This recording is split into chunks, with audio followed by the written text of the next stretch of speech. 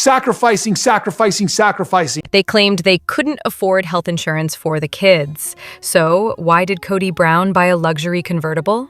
The white sports car was definitely Kody's baby.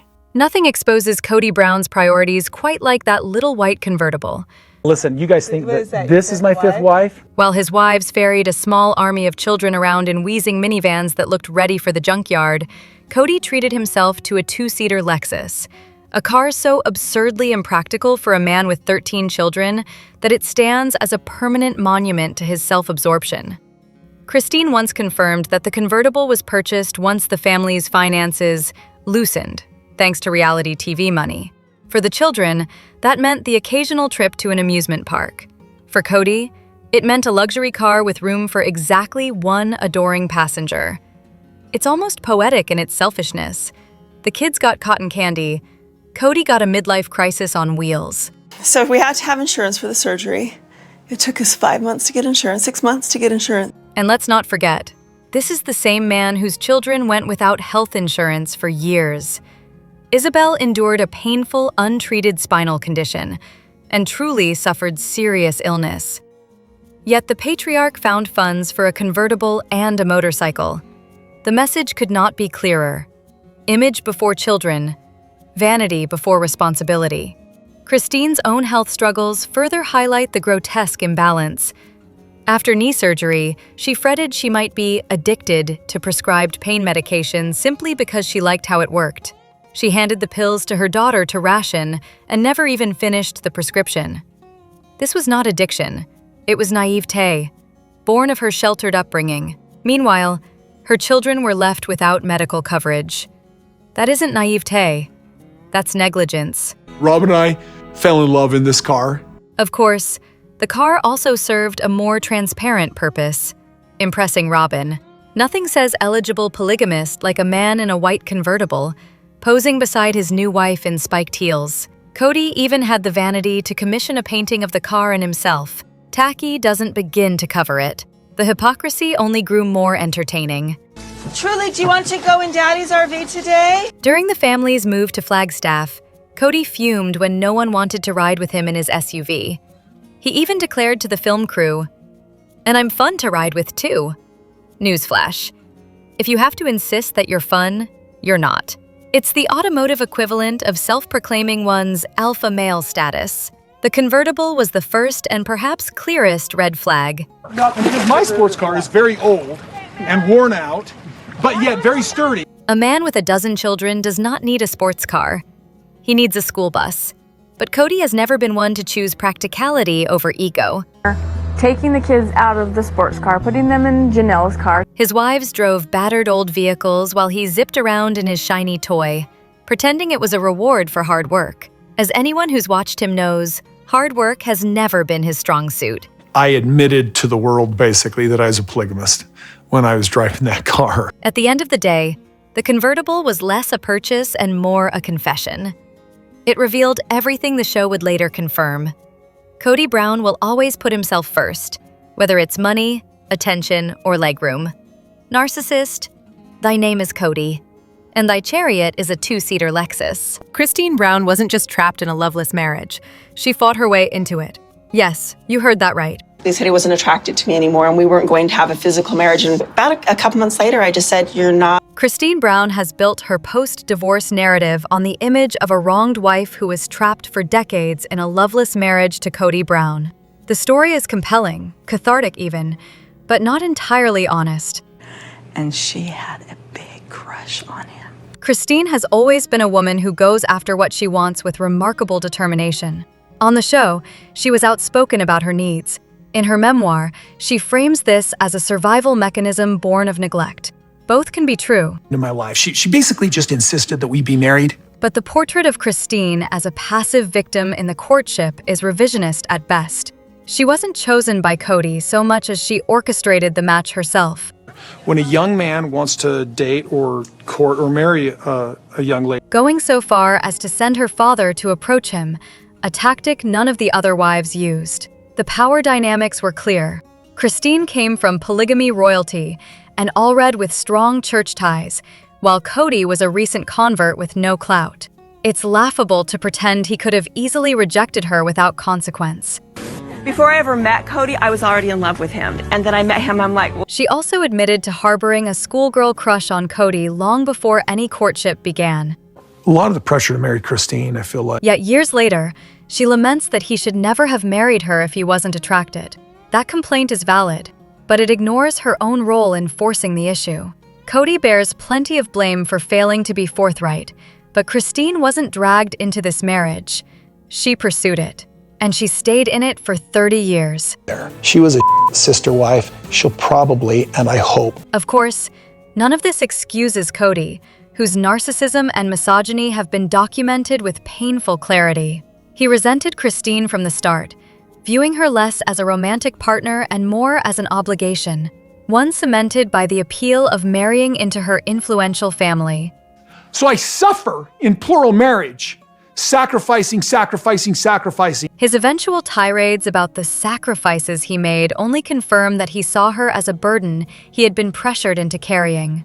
Christine's loud personality may have masked her hurt, but the camera repeatedly caught his disdain. Still, it is a mistake to frame this solely as Christine's tragedy. Both parties were young, deeply enmeshed in a patriarchal cult that conditioned them into bad choices.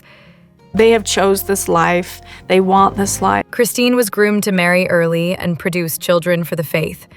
Cody, for all his bluster, was inexperienced and easily dazzled by Christine's status. I meet Mary, she was the bait. If Mary was his teenage infatuation and Robin his great love, Christine was the compromise that curdled into resentment. No, I don't want to marry you. The irony, of course, is that Christine eventually became the one to walk away. After decades of chasing, accommodating, and enduring, she left the man who once seemed untouchable. All I can think is that it's somehow driven by his ego. And that is precisely why Cody's ego shattered so spectacularly. He could not fathom being rejected by the woman who had once pursued him so relentlessly. I am pleased to finally join these two soulmates. Christine may not be entirely honest in how she recounts the past, but her escape remains a victory. Foolish or not in her youthful choices, she survived the suffocating misogyny of her upbringing, endured a narcissist for 3 decades, and finally claimed the love she always wanted. Cody, meanwhile, is left with his wounded pride, and Robin. A face-to-face conversation about Isabel's surgery. He moved mountains for Dayton, but couldn't get on a plane for his own daughter's surgery. That's not logistics, it's loyalty. Cody Brown's absence from his daughter Isabel's surgery has been explained away with a flimsy excuse: fear of COVID and the horror of being separated from Robin and her children. But let's not pretend this was the real reason. His decision had far less to do with viruses and far more to do with his unraveling relationship with Christine. Rather than setting aside his marital grievances to stand beside his daughter, he chose cowardice, abandoning her under the cover of health concerns. I'm not going to negotiate with the kids on this. You're either in and you're This pattern is nothing new. When conflict brews with a wife, the children pay the price. Cody has perfected the role of a conditional father, devoted only when his offspring are compliant and his calendar is clear. In any other context, such behavior earns one label: deadbeat. And Robin, ever the enabler, hardly escapes criticism. Had she urged him to go, the cameras would have captured her moral high ground in a heartbeat. The silence spoke volumes. She wanted the big family, but seems perpetually shocked that it requires sharing her husband's time, attention, and responsibilities. It's been 9 months since she told me she was in just pain every day. Then there's the financial angle. Cody's push for Isabel to delay surgery until adulthood wasn't parental wisdom. It was strategic negligence.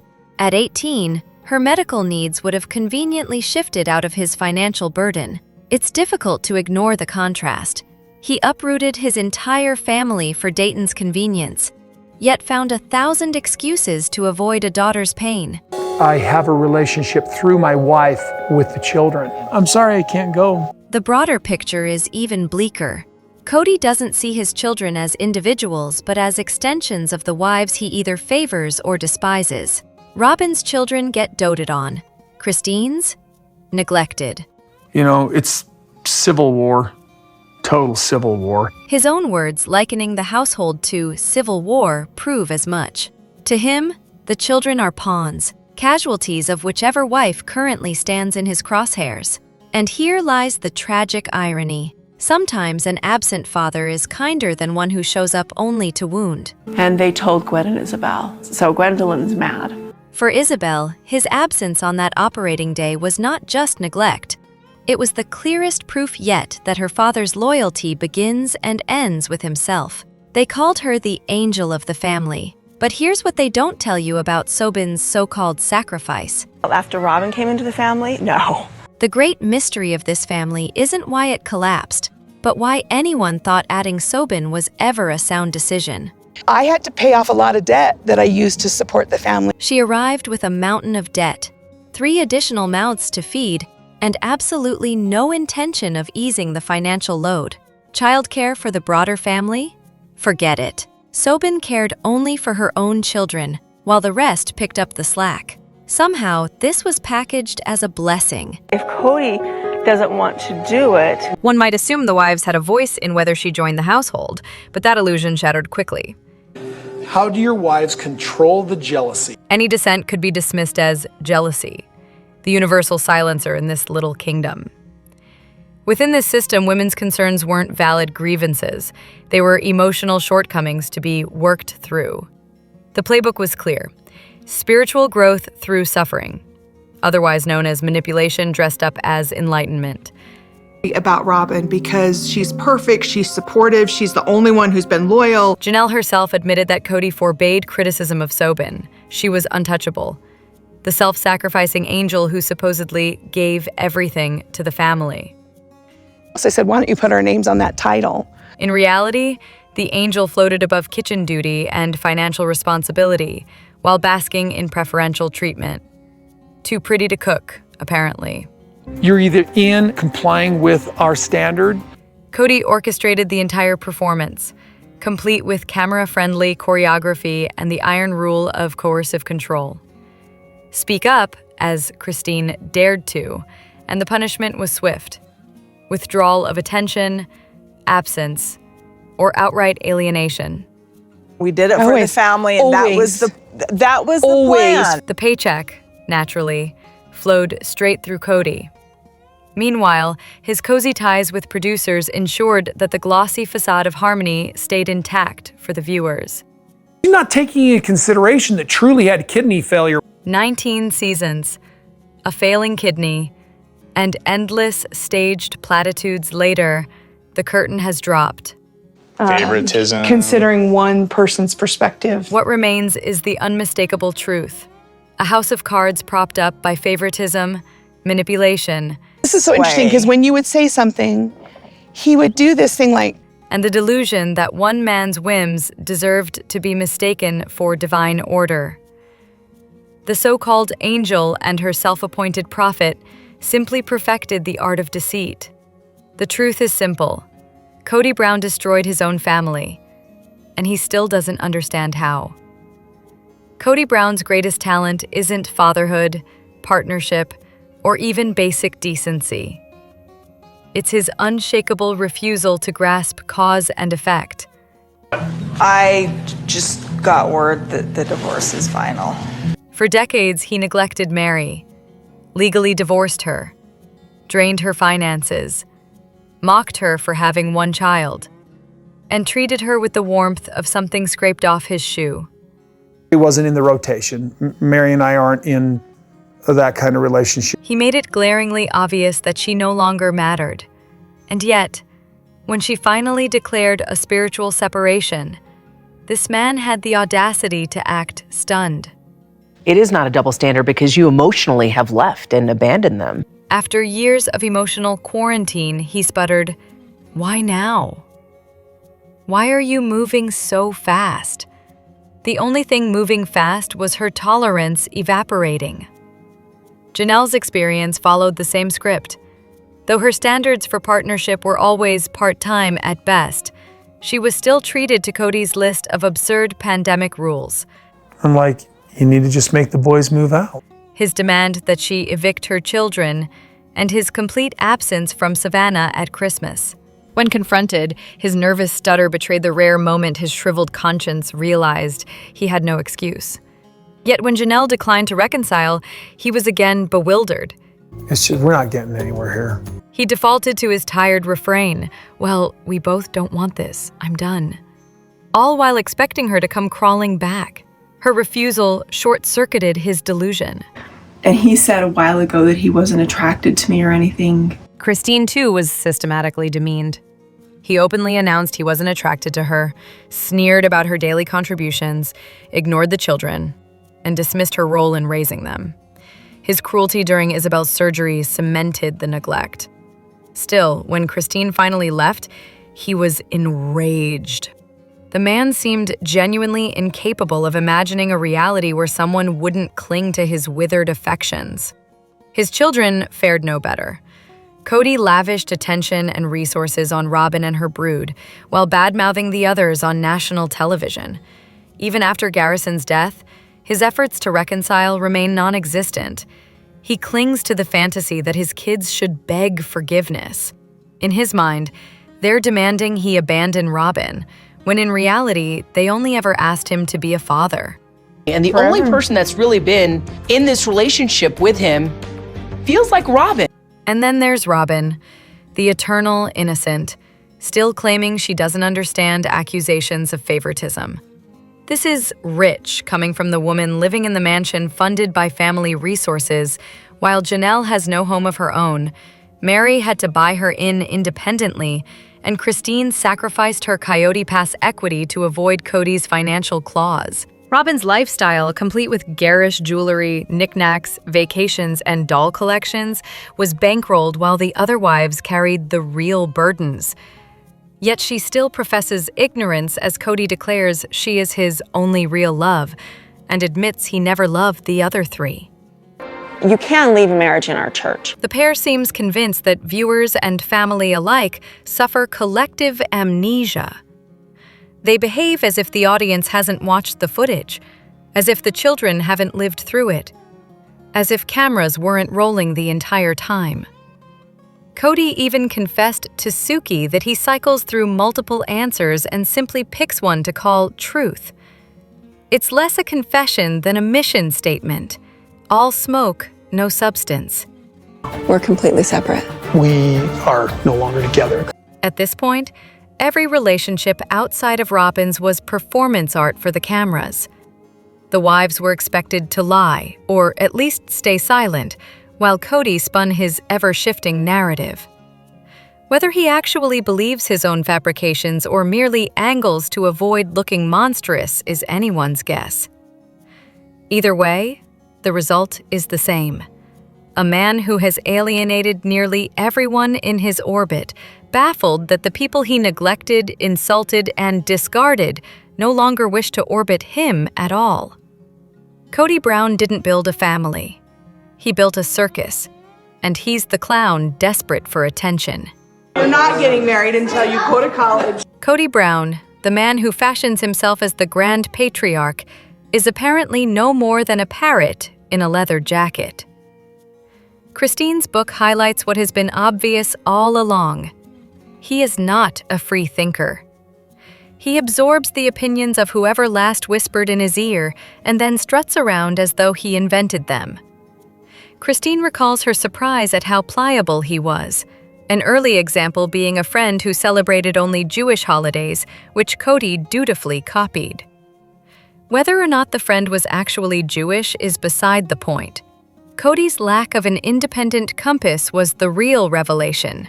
Is Dad gonna move out of our house? Is he gonna have his own house I have to go see him at? And I'm like, this intellectual vacancy explains why Robin has been able to manipulate him so effortlessly. She speaks Cody, as she likes to put it, which mostly translates to speaking for him.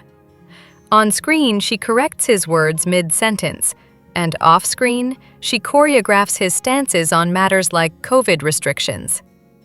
Reading Christine's observations will no doubt bruise his ego, though Cody has always been better at polishing his image than his character. Well, I've been out to the property at Coyote Pass, and His performative choices are endless. The infamous refusal to attend a Hawaiian pig roast, passed off as some principled stand, looked more like garden variety rudeness. The grandiose family mission statement was another. The Dodgers had one, so Cody had to one-up them with a longer, louder, more ornamental version plastered on oversized signs in every household.